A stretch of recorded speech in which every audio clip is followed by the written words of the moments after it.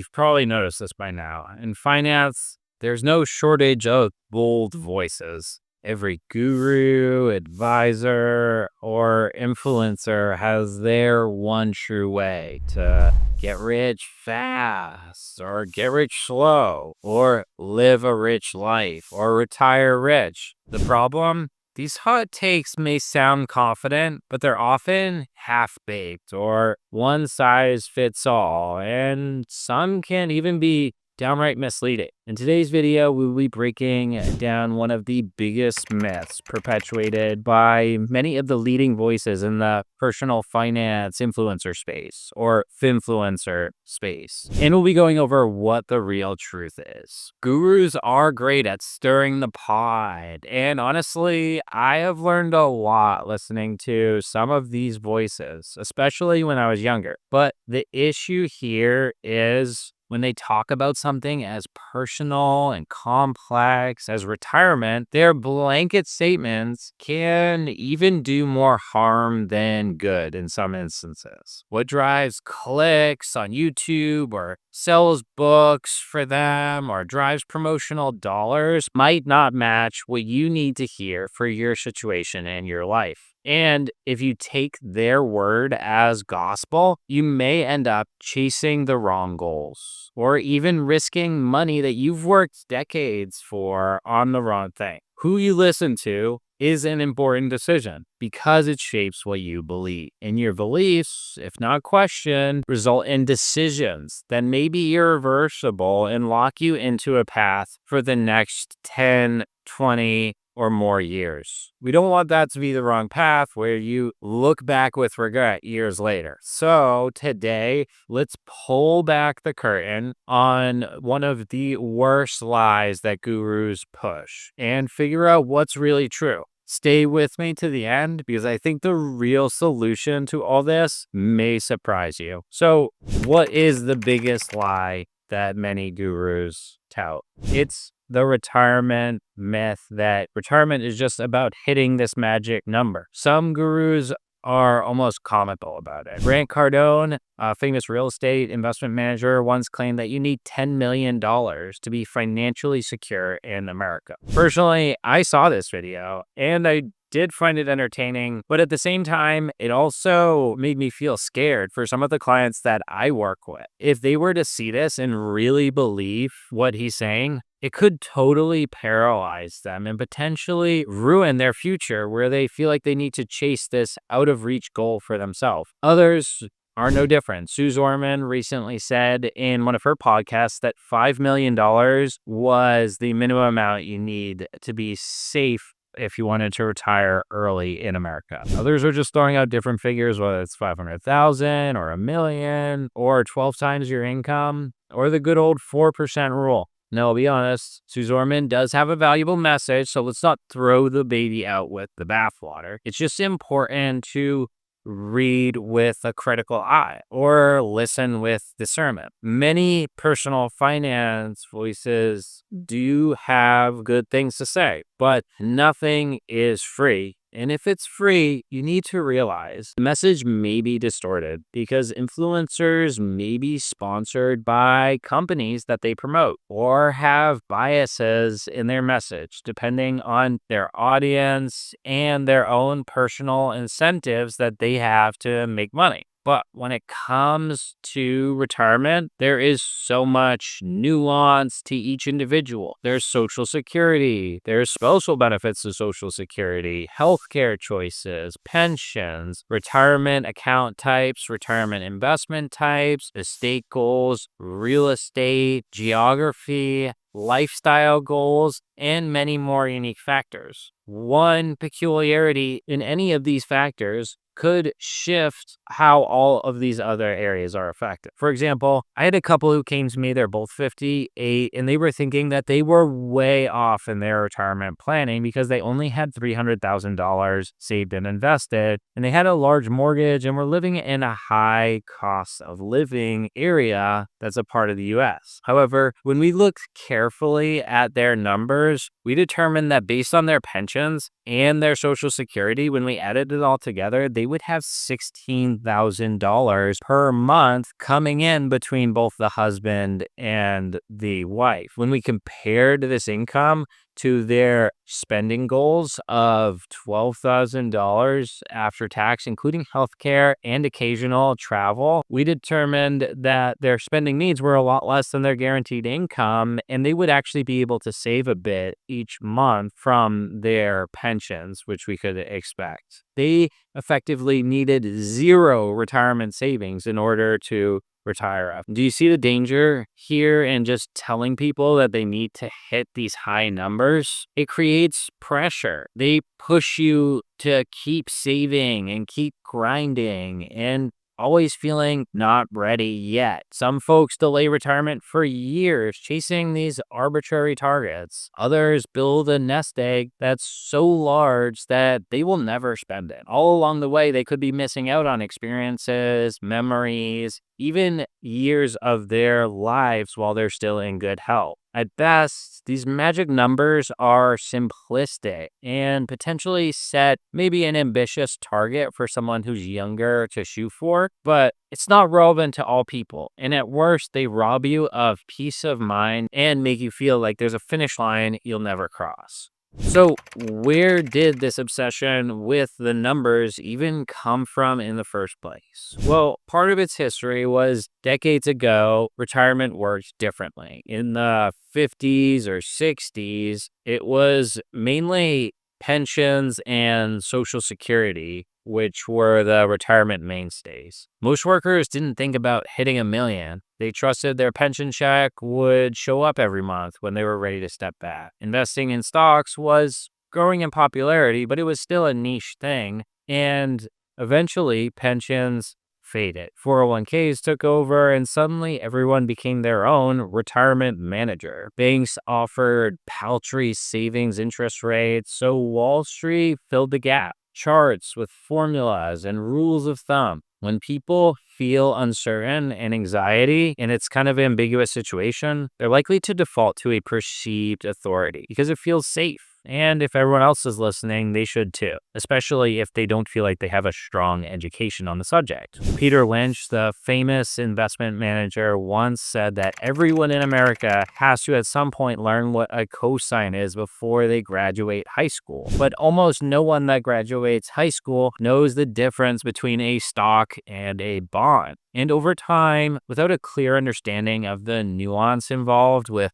personal retirement planning, we started measuring retirement readiness by account balances. Bigger investment account, the better. But we don't ask if we have the investment account balance to pay for groceries or greens fees or plane tickets to Europe. We ask if we have the income to do these things. And most of the story in the media or personal finance has too little focus on the actual income security part, which can be complicated to derive in each unique situation without a carefully designed financial and portfolio plan. And here's the rub. Media companies, financial firms, YouTube influencers benefit from this fear. If you're scared you're not going to have enough for your nest egg, you're going to be really motivated. If they can convince you you're behind, you'll be saving, you'll keep investing, you'll keep tuning in, and fear sells better than anything. Survey shows that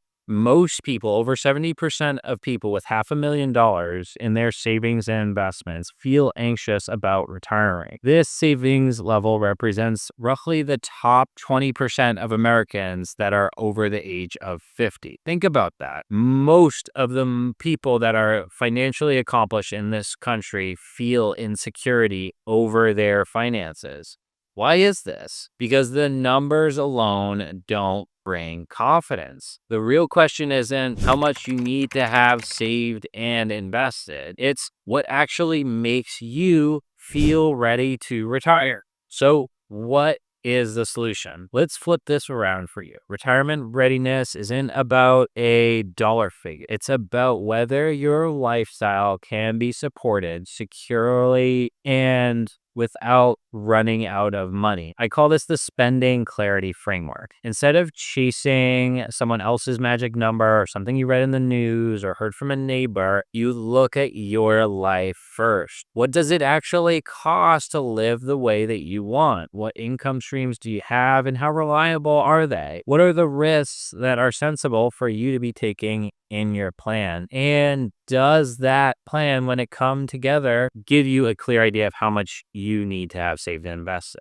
That's what it's about. Going from accumulation to alignment, from fear to clarity. And here's how it all works. Step 1, define your lifestyle costs. Not someone else's, yours. How much do you need to spend on housing, food, healthcare, travel, family support? All of it. Be sure to include one-time expenses as well as routine monthly expenses. Step 2, match that need with your guaranteed income sources, whether that's Social Security, pensions, rental income. What do you believe is locked in on a month-to-month basis? Step 3, you have to see if your savings can reliably close that gap. If your investment accounts can consistently cover what's left with some margin of safety for the entirety of your retirement, you might be in the ballpark or you might even be ready. Step 4 is very important. You need to iterate this plan.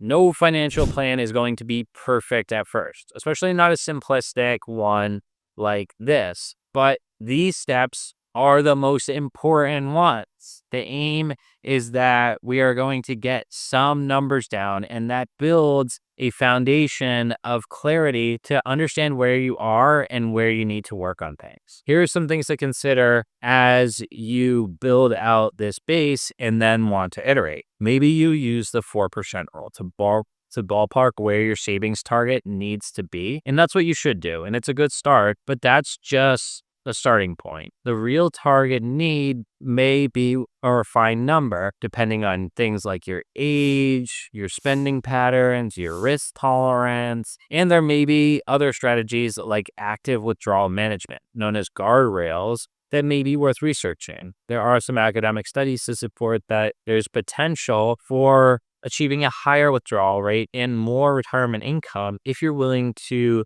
be more adaptable in your retirement spending and behaviors. Additionally, if you run through these steps and you determine you're overfunded somehow, you may want to ask what aspirations may be worth pursuing and factor that in and run a plan again to determine what the new savings rate might need to be with higher goals. Or if you're underfunded, consider what trade-offs may be available to get on track with your retirement numbers. That could be working longer, or taking a part-time job in retirement, or investing differently, or saving more. How do these impact your plan? You may also need to consider other aspects, such as your home equity, how that might play into the picture. Or you may be using blanket tax rates for now and in retirement, and you could refine your tax plan to potentially be more efficient. Or you might consider Social Security and how you plan to take it, and if a different structuring could help you achieve a greater degree of maximization in that area. All of these have potential to boost your success with your retirement plan, but you can't improve a plan until you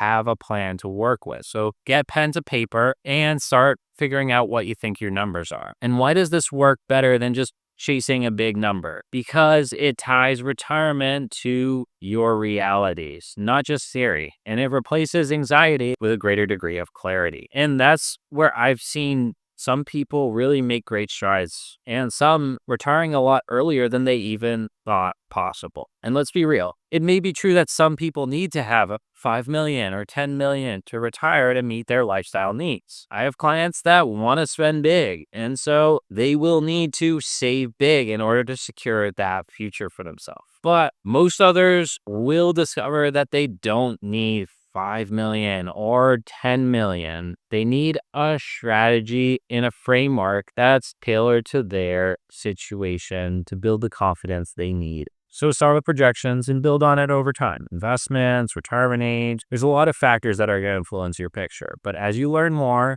or work with someone to get help, you may feel more comfortable with your outlook and possibilities for your retirement. The inescapable truth is that everyone is unique, and planning for retirement requires careful consideration of a lot of factors to avoid any unnecessary mistakes. And the simplistic hot takes that you get from influencers are just not going to cut it for what most Americans are going to need to retire effectively. So let's recap the worst lie that the gurus tell you. It's that retirement boils down to some simple, easy magic number. 500,000, a million, or even 10 million. Retirement isn't a number. It's a plan. It's a lifestyle. It's a sense of peace of mind that you're going to be okay based on how you've structured things. Your real retirement answer is within reach. And you don't need their number. What you need is your number. If you want to see how ready you really are and talk with a professional about this, I'd love to walk you through our method of calculating a target nest egg and how we believe you can get the most out of your nest egg with smart financial planning. Click the link in the description below and just fill out some basic numbers. What we'll do is we'll send you a completely free 5-minute mini review video walking you through our thoughts and feedback and ideas. Because you've worked too hard for too long to let someone else's hot take steal your peace of mind for your financial future. Thanks. Until next time.